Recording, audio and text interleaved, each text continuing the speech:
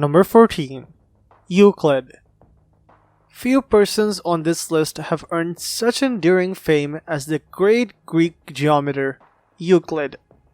Although, in their lifetimes, such figures as Napoleon, Alexander the Great, and Martin Luther were much better known than Euclid, in the long run, his fame will probably well outlast theirs.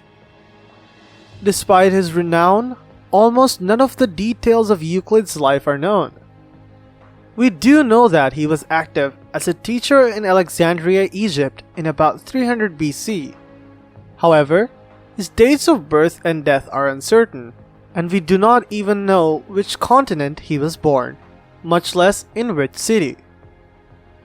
Although he wrote several books, some of which survive, his place in history rests primarily upon his great textbook of geometry, the Elements. The importance of the Elements does not lie in any of the individual theorems it demonstrates. Almost all of the theorems in the book had been known before Euclid, and a good many of proofs as well. Euclid's great contribution was his arrangement of the material and his formulation of the overall plan for the book. This involved, in the first place, the selection of a suitable set of axioms and postulates. He then carefully arranged the theorems so that each followed logically from his predecessors.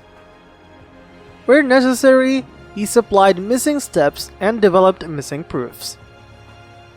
It is worth noting that the Elements, which primarily a development of plane and solid geometry, also contains large sections on algebra and number theory.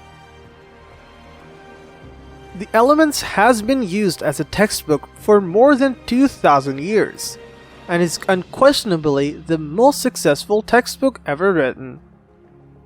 So superbly did Euclid do his work, that with the appearance of his book, all prior geometry textbooks were superseded and promptly forgotten.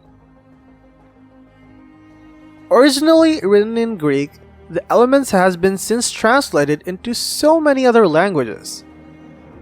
The first printed edition appeared as early as 1482, only about 30 years after Gutenberg's invention of printing. Since then, over 1,000 different editions have been published. As an agent for training men's mind in the nature of logical reasoning, the Elements has been far more influential than any of the Aristotle treatises on logic. It is the outstanding example of a complete deductive structure, and as such has fascinated thinkers ever since its creation. It is fair to say that Euclid's book was a major factor in the rise of modern science. Science is more than just a collection of accurate observations and shrewd generalizations. The great achievements of modern science come from a combination of empiricism and experimentation on the one hand, and careful analysis and deductive reasoning on the other. We are not certain just why science arose in Europe rather than in China or Japan, but it's safe to say that it was not merely by chance. Certainly the roles played by such brilliant figures as Newton, Galileo, Copernicus, and Kepler were of tremendous importance. However, it seems likely that there were underlying reasons why men such as these flourished in Europe rather than the Orient. Perhaps the most obvious historical factor predisposing Western Europe to science was Greek rationalism, along with the mathematical knowledge that the Greeks had bequeathed. To the Europeans, the idea that there were a few basic physical principles from which everything else could be deduced seemed quite natural, for they had the example of Euclid before them. All of the men just mentioned were steeped in the Euclidean tradition. Indeed, each of them had carefully studied the Elements, and it formed the basis of their mathematical knowledge. The influence of Euclid on Isaac Newton is particularly obvious, since Newton wrote his great book, the Principia, in a geometric form, similar to that of the Elements.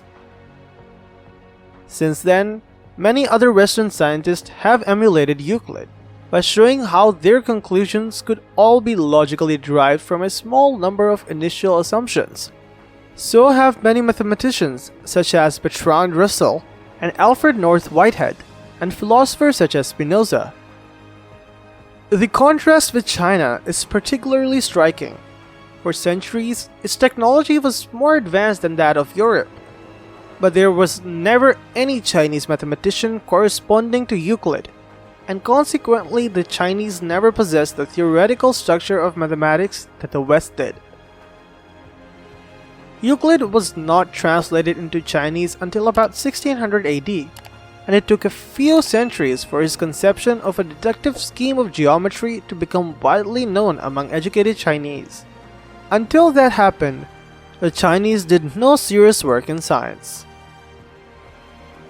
Similar statements might be made about Japan, where Euclid's work was unknown until the 18th century, and even then not appreciated for a good many years.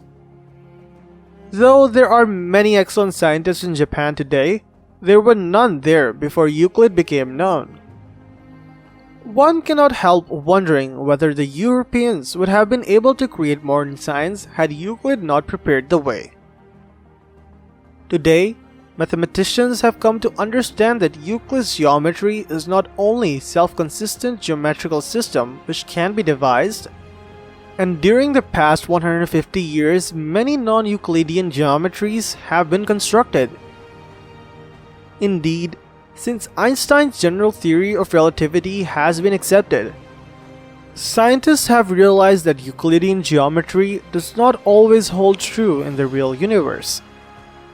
In the vicinity of black holes and neutron stars, for example, where the gravitational fields are extremely intense, Euclid's geometry does not give an accurate picture of the world.